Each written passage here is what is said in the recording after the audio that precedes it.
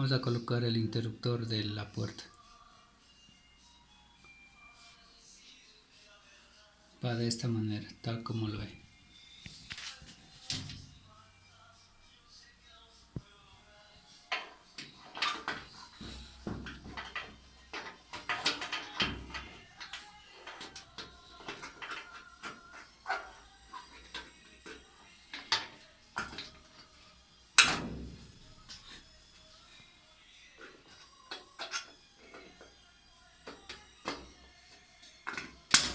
Así.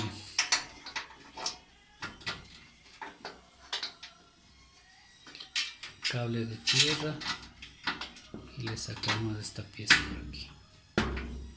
Listo, le ponemos asegurando cable de tierra